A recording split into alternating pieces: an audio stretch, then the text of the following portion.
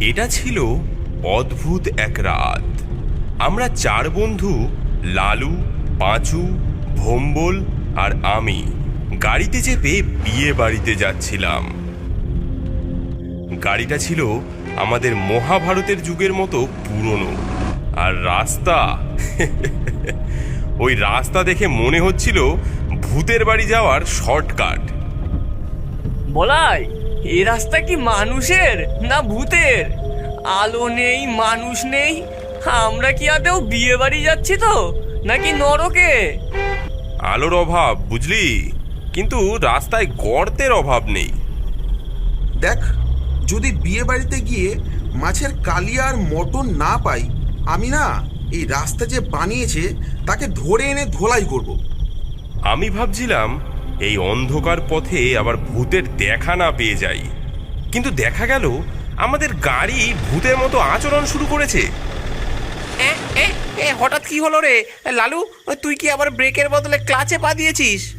আরে, ব্রেকে পা দিয়েছি ঠিকই, কিন্তু গাড়িটা তো নিজের থেকেই ধোয়া ছেড়ে বিদায় নেওয়ার প্ল্যান করেছে। অগথা আমরা চারজন গাড়ি থেকে নামলাম। বললাম তো পুরনো গাড়ি, বিয়ের আগে গাড়িটা সারাই করে নিতে বলেছিলাম, শুনলি না? আরে চুপ কর, তোরা ইঞ্জিন দেখ, আমি একটু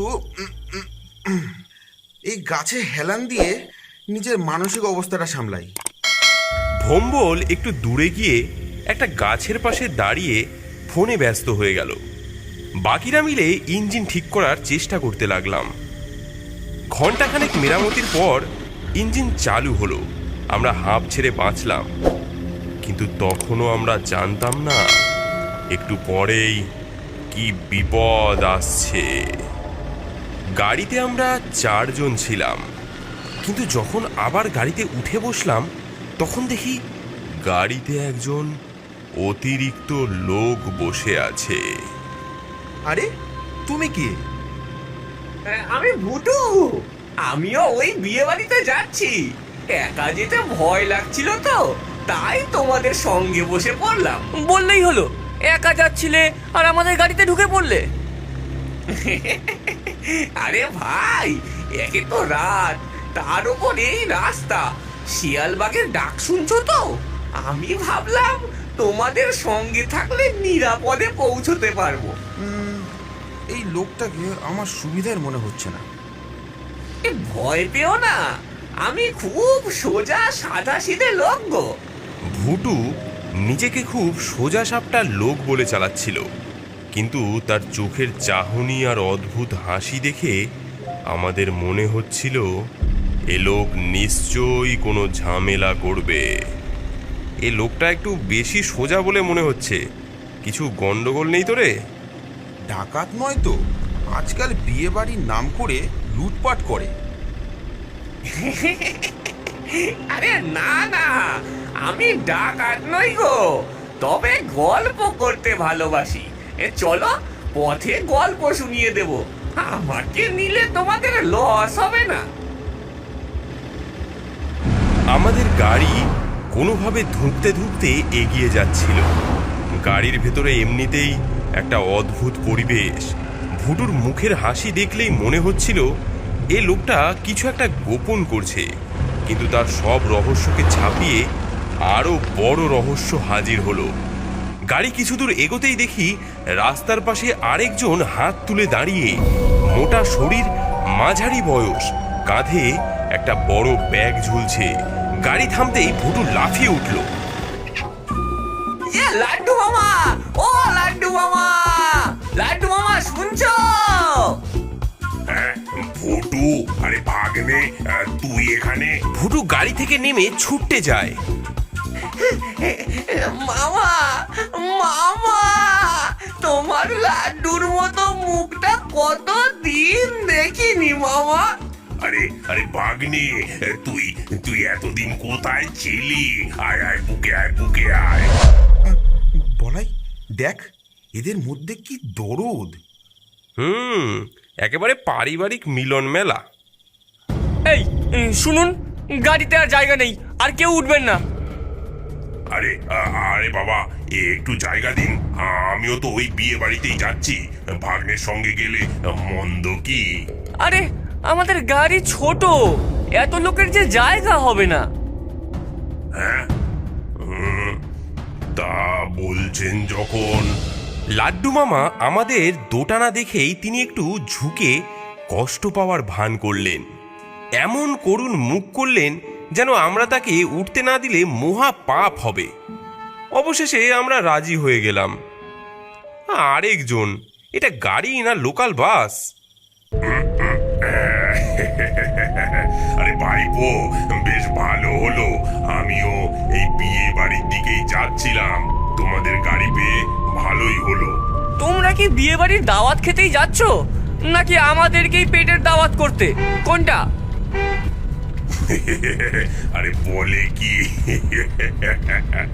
আরে না না, আমরা ভালো মানুষ, বিয়ের ভোজ খেতেই যাচ্ছি। শুনেছি দারুণ মেনু হয়েছে।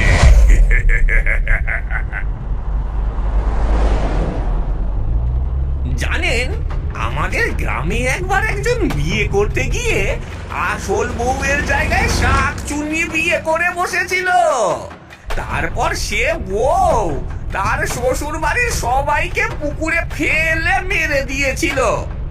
আরে ভাগ্নে, আমাদের গ্রামের গল্প কেন বলছিস? শাকচুন্নির জন্য সেই বর এখনো পাগল। বিয়ে করতে গেলে সে এখনো ভয় পায় যে। কি কপাল, আমরা বিয়ে বাড়ি যাচ্ছি আর এই দুজন গল্পের নামে ভূতের মুভি চালাচ্ছে। দূর, এরা কারা রে? মানুষ না ভূত? আমি বলেছি না, সুবিধে নয় এরা, বড্ড গোলমেলে লাগছে। ও ভুটু, তোমরা কি আসলেই ওই বিয়ে বাড়িতেই যাচ্ছ তো? হ্যাঁ ভাই, আমাদের দাওয়াত আছে যে। দাওয়াত ছাড়া তো মানুষ বলো আর ভূত কেউ কোথাও যায় না, বুঝলে? এই আপনি কি বললেন? আরে ভাই, মজা করলাম, মজা করলাম। গল্প করতে করতে গাড়ি বিয়ে বাড়ির সামনে এসে থামে। আমরা নামলাম, কিন্তু পেছন ফিরে দেখি ভুটু আর লাড্ডু মামা গায়েব। কোথাও তাদের দেখা নেই। কই রে? নেমেছে তো দুজন, কিন্তু গেল কোথায়? এই ছাড় তো, আপদ বিদেয় হয়েছে। থামুন থামুন, এই বিয়ে হতে পারে না। বিবাহ মণ্ডপের দিকে এগোতেই আমরা দেখি সেদিকে একটি গোলমাল শুরু হয়েছে। কন্যার বাবা রেগে গিয়ে এগিয়ে আসেন। আপনি কে? কিভাবে এই বিয়ে আটকানোর সাহস হয় আপনার? আমি ওর বর। ও আসল কোণে নয়, ও হচ্ছে আমার শাকচুন্নি, আমার চুমকি। আরে বলাই, এ তো একেবারে হিন্দি সিনেমার মতো হচ্ছে। হ্যাঁ, ভয়ঙ্কর হিন্দি সিনেমা। চুপ করে থাক। চুমকি, আমার মধ্যে এমন কি দোষ যে তুই এই মানুষটাকে বিয়ে করতে এলি? ভূত হয়ে আসার পর তোকে প্রথম আমি ঠাঁই দিয়েছিলাম। আমার সঙ্গে রাসলীলা করে এখন আমাকে ছেড়ে মানুষটাকে বিয়ে করতে এলি। এমন সময় হঠাৎ এক বয়স্ক লোক কলা গাছের আড়াল থেকে মাথা বের করে বলে ওঠে, বৌমা, পিড়ি থেকে নেমে এসো। বড় ঘরের বউ তুমি, এসব একদম মানায় না। শাস্ত্র মতে তোমার বিয়ে হয়েছে এই গেছো ভূতের সঙ্গে, আর একটা বিয়ে করে কেন আইনি সমস্যায় জড়াতে চাইছো? সবাই ভয়ে কাঁপতে থাকে। তখনই শাকচুন্নি চুমকি উঠে দাঁড়ায়, মাথা থেকে ঘোমটা সরিয়ে ফেলে। ঘোমটার নিচ থেকে বেরিয়ে আসে একটি কঙ্কাল। চারিপাশে আতঙ্কে সবাই চিৎকার করে ওঠে। এই আটকুলোর জন্যই তো আমি মরেছিলাম। আমার সঙ্গে প্রেম করে আমাকে ফেলে পালিয়েছিল এই আটকুলোর বেটা। তাই গলায় কলসি বেঁধে পুকুরে ঝাঁপ দিয়েছিলাম। আজ এসেছি এর বিয়ে ভণ্ডুল করতে। হ্যাঁ, ও মা গো, ভূত ভূত ভূত! আমাদের সামনে যেন ভূতের মেলা বসেছে। কি করব বুঝতে পারছিলাম না। হঠাৎ এর মধ্যেই ভুটু আর লাড্ডু মামা যেন বাঘের মতো এগিয়ে গেল। দিদি, দিদি ভাই, আরে ও দাদা, একটু শুনবেন? বিয়ে ভাঙতে এসেছেন? বেশ বেশ, ভালো কথা ভালো কথা। কিন্তু বিয়ে ভাঙার আগে কিছু খেয়ে নেবেন না। তুই কে? কেন বলছিস এসব?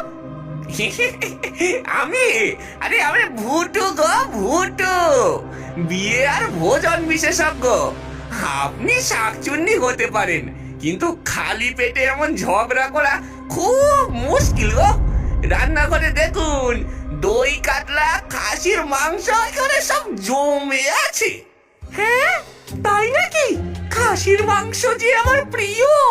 ও বাবা গো, কোথায় কোথায় সেই মাংস? দই কাতলা, খাসির মাংস, আহা হা। কিন্তু আমিষ খাবার যে আমি খাই না, শাকাহারি কিছু আছে? দাদা, আপনার জন্য বিশুদ্ধ কুমড়োর তরকারি আছে।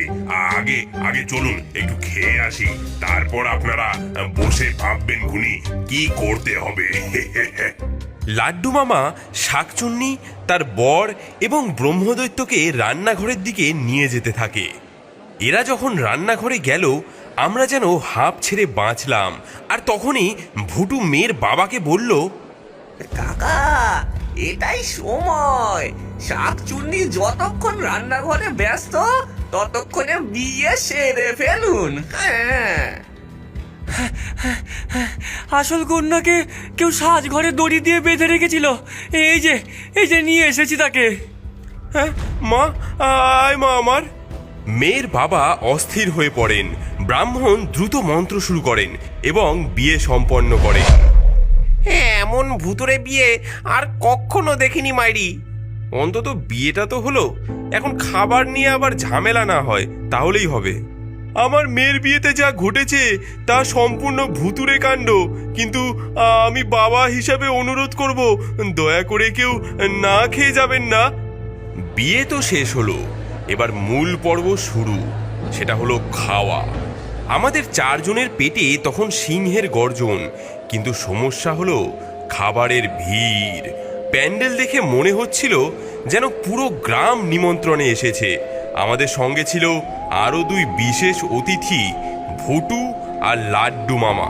এরা যে কতটা খাইয়ে আর কুচুটে তা তখনও পুরো বুঝিনি। আমরা টেবিল খুঁজতে খুঁজতে ক্লান্ত হচ্ছিলাম। আরে আরে দেখ, পুরো স্টেডিয়াম ভর্তি। টেবিল না পেলে শুধু পেট কেন, মনও খালি থেকে যাবে। কিন্তু ওই ওই দেখ, ওরা দুজনে খালি ঘুরঘুর করছে। টেবিল ধরে থাক, এনারা উঠলেই আমরা বসবো। তোমরা বরযাত্রী, আমরা কন্যে পক্ষ, মিলেমিশে খাওয়াই ভালো, বুঝলে?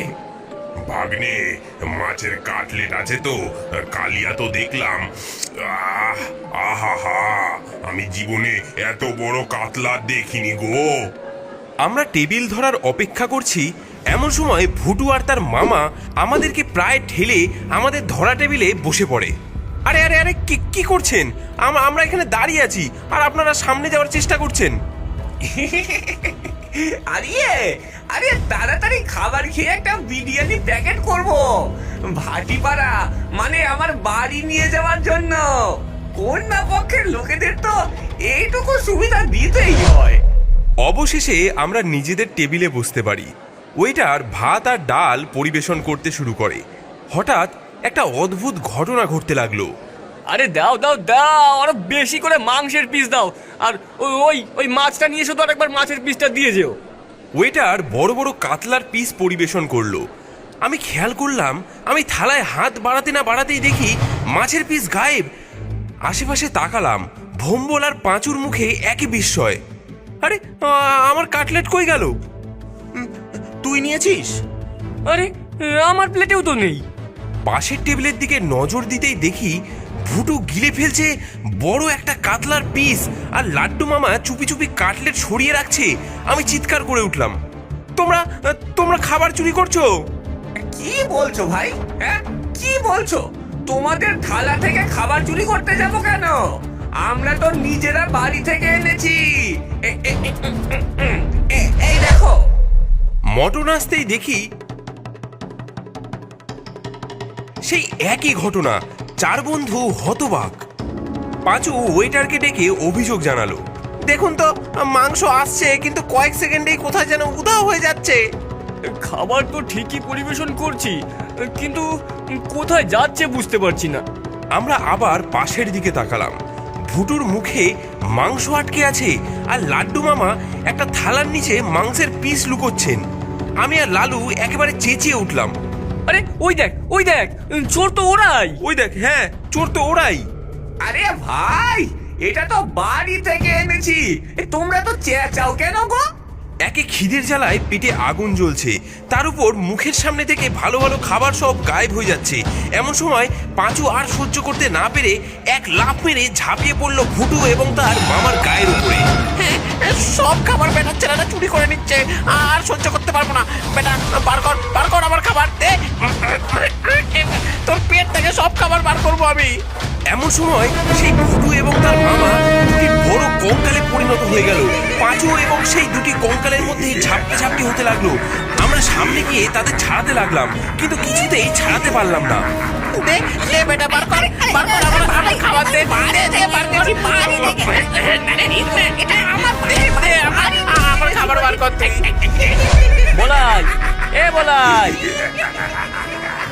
বলাই ওঠ রে, বিয়ে বাড়ি চলে এসেছে। বেরো গাড়ি থেকে বেরো। হ্যাঁ,